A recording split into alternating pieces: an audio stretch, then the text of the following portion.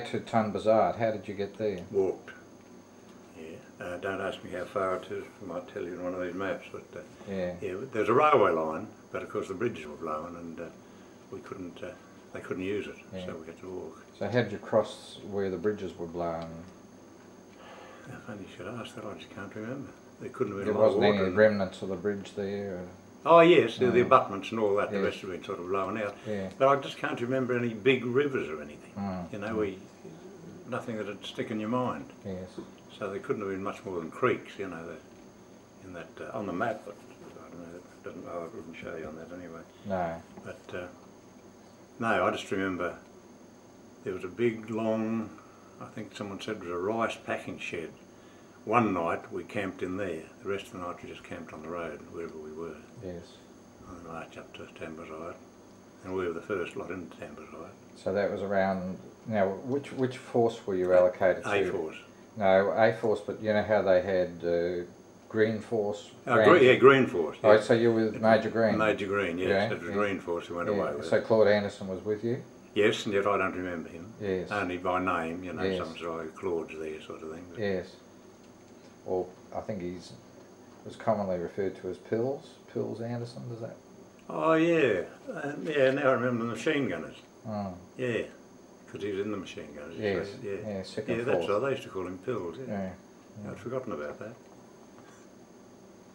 Now, when you worked your way down the line, how did it work? Did these groups like Ramsey Force, Anderson Force, They're all did mixed they up. leapfrog Yes, or? we're all leapfrogging. Yeah. But then you might go from a camp with 1,000 men in it, they'd take 500 out of that camp, and move it into another camp with 200 or 300 to build them up.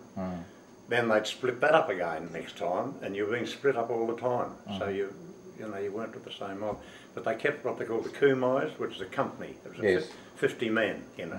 They kept the Kumais together, so we were in the same Kumai all the time. But that Kumai, plus another 3 or 4 Kumais, 2 Kumais might stay, and the other 2 Kumais would be taken off to another camp. Yes. So you didn't know where you were half the time. Well, it didn't matter. I mean, you know. And sometimes we had to march. Sometimes they took us by truck. And did they pack them onto those trucks too? Well, how many would you pack onto the back of a truck? Look, I'd only be guessing, but I'd say you get 50 on the back with no trouble at all. Plus, you know, all the gear. The Japs had a hell of a lot of gear too, which had to be carted. And one day, a load of Jap guards come around the corner. That's right. We were marching. We were having a rest, and this truck come around the corner. They always look top heavy, these trucks, and they were loaded up with Japs.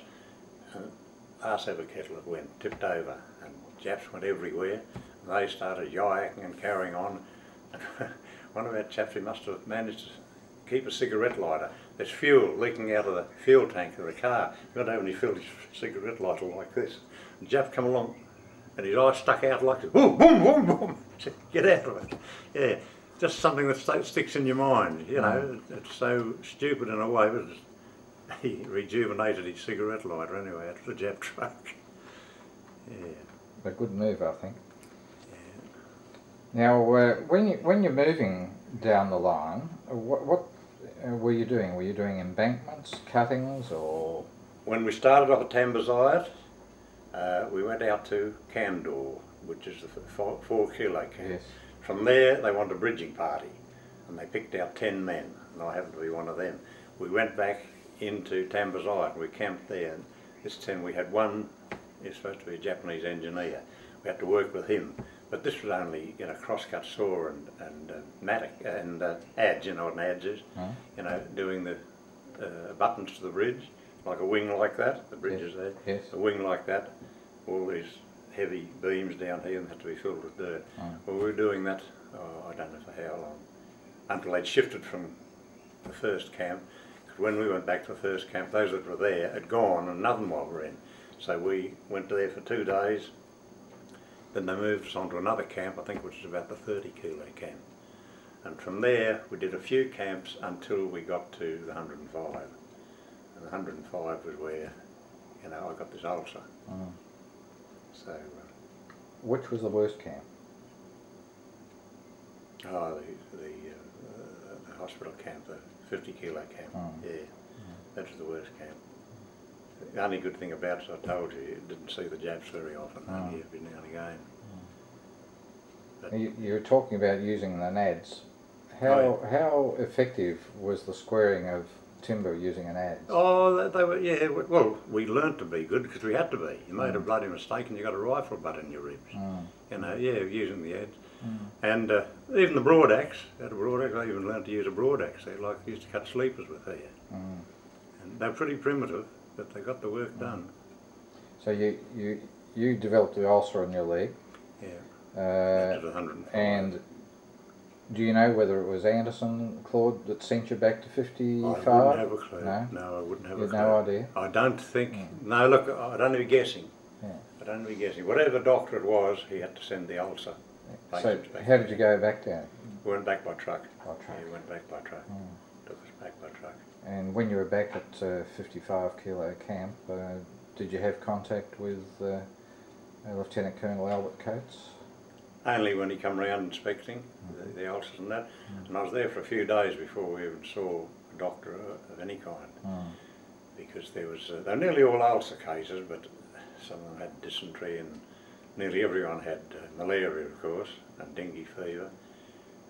But no, I can't recall the first time I saw him because we went for a long while getting the ulcers scraped out, you know, before they started lopping legs off. I think they were waiting to get a bit of anaesthetic. Somehow or other they managed to get some anaesthetic. Yeah, well, there is a story to how the anaesthetic got there. Yes, I've heard several stories. And there was a Dutch chemist who reprocessed some cocaine, but the cocaine tablets had been given to Coates by a dentist up at Tyndall's. And it was a God-sent blessing to have that there. I know at the 50 camp there was one chap there, I think he was off the Perth, and had his appendix taken out with no anaesthetic at all. They never had any at the time, but the doctor said you've got to come out before they rupture. They held him down while they took it out. And now, did Coatesy smoke a cigar? Yes. It was Coates then. Yeah. Burmese cheroots. Yeah, because he was smoking when he was operating. Someone said, what about the ash? He said it's sterilised. Yeah. Because I was on crutches at the time, and anyone who could walk around or on crutches and that would be trying to look in through the door of the hut, you see. He had the whole wall pulled down and left a parapet about 3 foot high. He said, if they want to see, let them see. I don't want them blocking the light from the doorway. So he was leaning on the door and watched them sawing legs off. And, you know, thinking, gee, I might be there next. Were you there when Coates himself was very ill at one stage? Yeah, we heard that, and he was carried around on a stretcher while he did his hospital rounds. Yeah, now, I don't remember him coming around, but I do remember the word getting out that he was very ill at one And there's stage. an Air Force fellow named Jock Biggin, who was one of his stretcher bearers. Oh, yes. You obviously didn't have any contact with Biggin. I don't remember that name. Yeah. No, when I said it was Hobbs that said you're going to cut my leg off, no, it was Coates. It must have been Coates. Yeah. But well, then Hobbs was in the same camp, I'm sure. They were both surgeons. Yeah, that's right. Hobbs wasn't always there, but he was there part of the time. Yeah, Colonel Coates. Yeah, I can remember now. It's bringing it back to me. You were saying how gruff he was, and that. I can. And of course, he wasn't a young man because he was 46 years of age when he was old and grumpy. There. Yeah. Old and grumpy. And short. Yeah. So tell us about your ulcer. How bad was it? Well, it was down the heel bone was showing, and the tendon was laying across it, well underneath, coming down alongside your Achilles tendon, and under the ankle bone, and down. So the side of my foot's all numb, where the nerves were all killed anyway. Yeah, and the ankle bone was showing. That's all there was to it, and the damn thing eventually healed up. But I must have been 9 months, I think, like that, before it eventually healed up. And then down to Tamakan, and I started to walk around again, and then